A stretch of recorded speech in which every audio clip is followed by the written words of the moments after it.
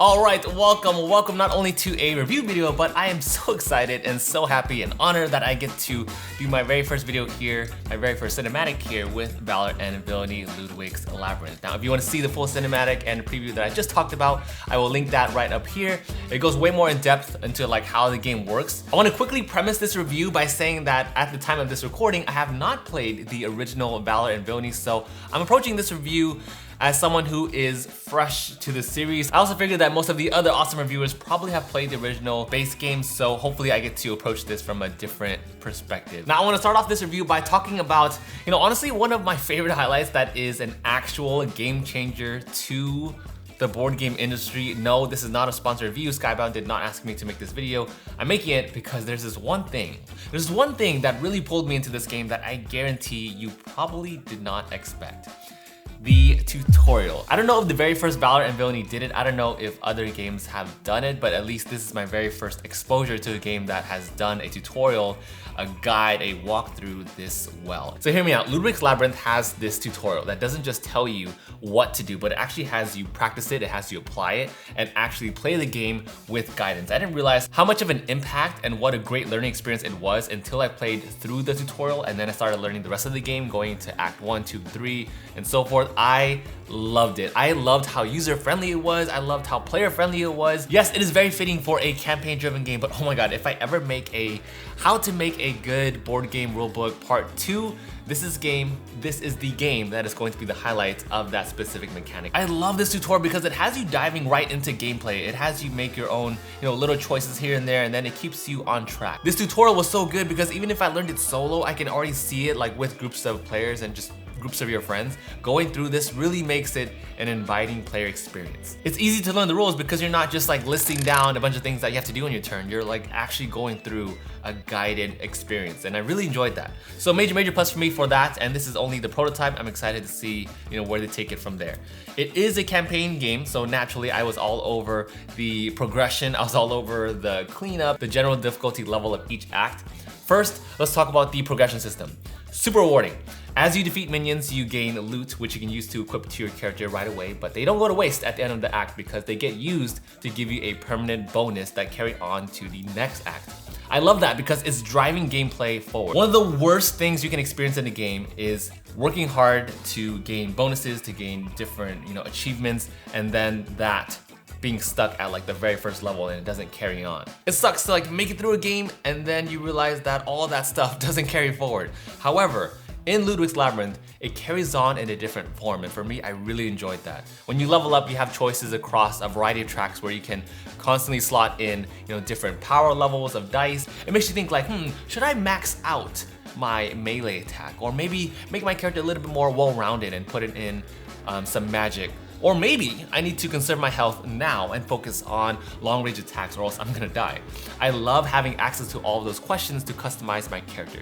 It would be nice though to have a way to kind of track your hit pool.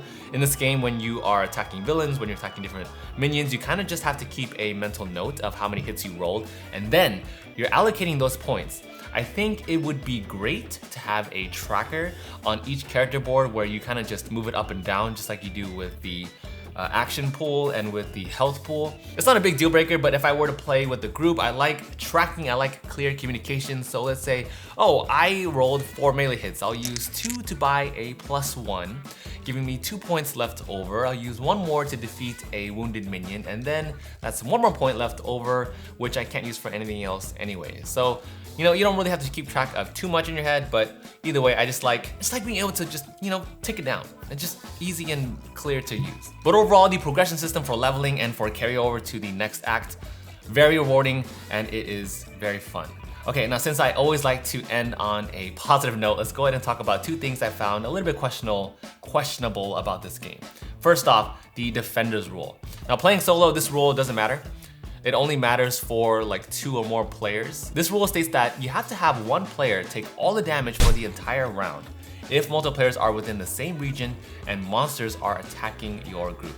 I can easily see this causing problems in our group because people would just keep volunteering to take damage, and for me, I don't really find that as interesting or matching for like the story elements. Naturally, you would assume that a tank character would be the one absorbing all that damage, but I think instead of just having a defender chosen, damage is actually split evenly across characters, or a minion would roll a die to see who it attacks. Adding that team element or that element of surprise, I think it would make it that much more exciting and much more surprising to play through. The defender role would mostly apply to bigger groups anyway though, because for like 1-player groups, 2, maybe even 3-player groups, I don't think it would be as big of a deal because the role wouldn't even come into play, but when it does, I think it could potentially be handled a little bit differently. The second thing is more so for aesthetics, but when enemies spawn, they spawn as like a card on a tile. And then the treasure tokens are below those. So you have a stack of mini cards and then you have a stack of big cards on top. And then your mini is to the left of that. I know this would probably skyrocket production costs, but I think that plus your mini or minis, it makes it really busy on one tile. I would really like having, you know, one small enemy token just there, or maybe even like a mini.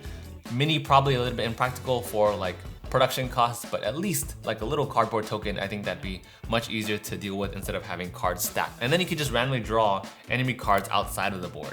Because then you're kind of trying to pick up one card on the tile and then you move the tiles around and then that moves the whole board. So it becomes a little bit of a hassle. So bottom line, the defender's rule being the most important change I would love to see, followed by enemy tokens, and then the hit pool tracker being probably the least important, or the one that has the least priority in terms of the 3 things I like to see for this game.